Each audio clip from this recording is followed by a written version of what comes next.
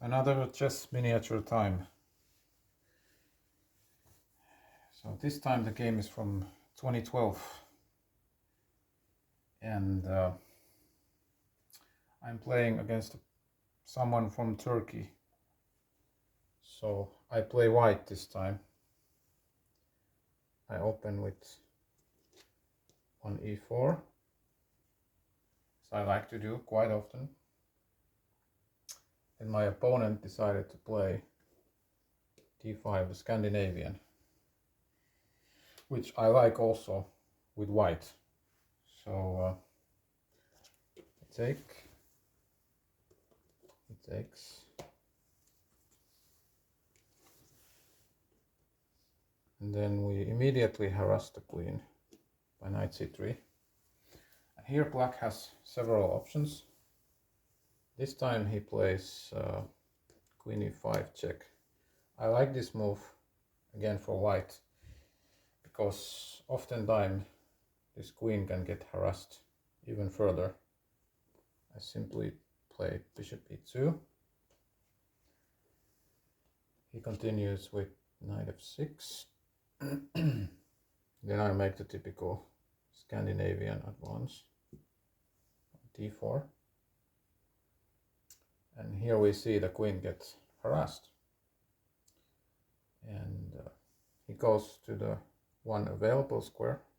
He could go also here, but he goes here. And now we can see that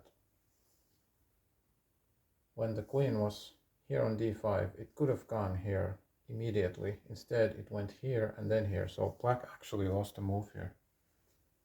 It's an important thing to remember. So his development is a little bit already not the optimal. I play bishop d2, putting the bishop to the same diagonal with the queen. And my opponent, he did not like this. So he reacted by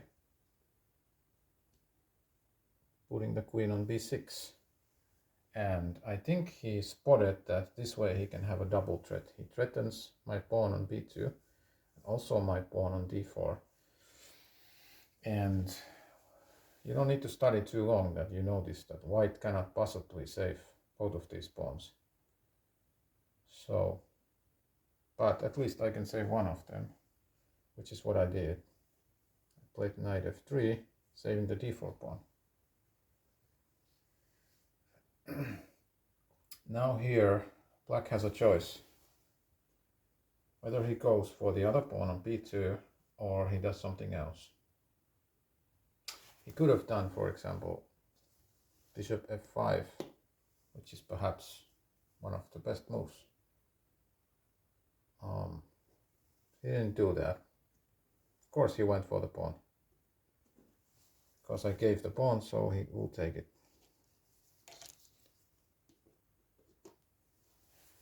And how am I going to respond for that? Now, I didn't play this, but I already have a good option here, which is I could play rook b1. He has to escape with the queen on a3. I can play knight b5. And again, he has to escape. Well, he can might as well take the pawn here. And then I can go here with the knight with the check and take the rook here, and I'm already better. So and he doesn't have a castling right. So this could have been possible, but it didn't happen because I found something that I thought was even better than this.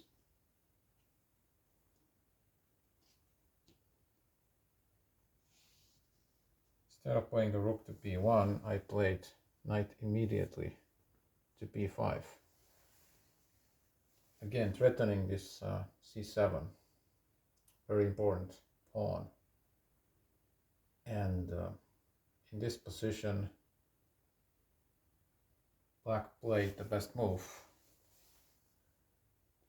Although it didn't matter that much, but he played knight f6 to d5, guarding the pawn on c7 and developing his knight further. active move, nothing wrong with that. And the funny thing was, at least I find it a little bit funny that there was only one move in this game left. And well, one last move I played bishop c4. After this move my opponent resigned. Now why did he resign here? Well, the knight is threatened, but that's not exactly the point. It's quite easy for him to could save the knight, but this pawn, knight is guarding this pawn also, so that's kind of an issue. But there is way. There's basically two moves black can try. First of all, he can try this. He could try this a6, threaten my knight. And obviously if I take now his knight, he can take my knight, and maybe black is okay here.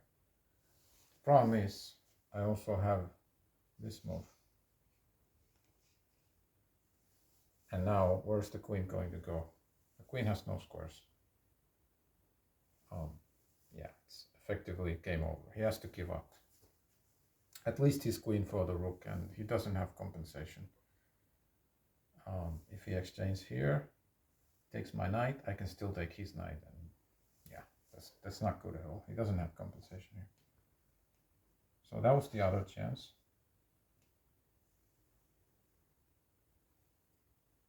And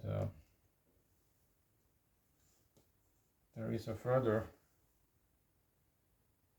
chance here, which he could have tried also. He could have tried bishop to f5, the previous move we discussed, hitting the c2 pawn, and thereby giving the queen escape way to c2.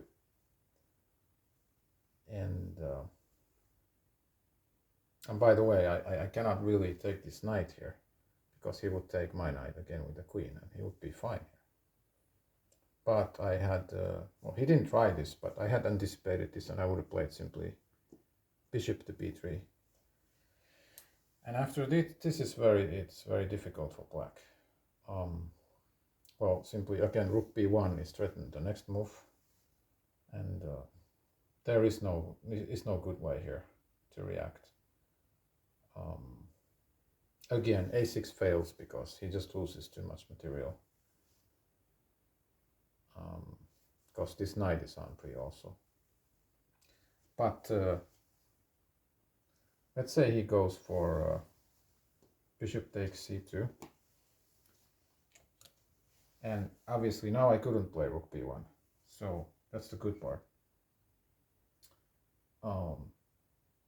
But well, if I take with the queen, he's losing a... Well, actually I cannot take with the queen, so this is also a point, because my rook would be hanging here. So he would be pretty good there. But the thing is that also my queen is threatened here. I could take it with a bishop. So this is the key move. And now the queen can, because, well, he doesn't have to wait my rook b1. He can just, he has to escape here. But if he just escapes without doing anything, I'm not up a piece. So I mean, he might as well. He has to go for this my knight here. But the problem is that now the rook b1 doesn't work. But I have this move, bishop a4, winning the queen this way. So perhaps the best he could do is just to take here, and I take here with the check, and I'm just simply up queen for his bishop or his knight, yeah, and that's it. So this game lasted 9 moves again,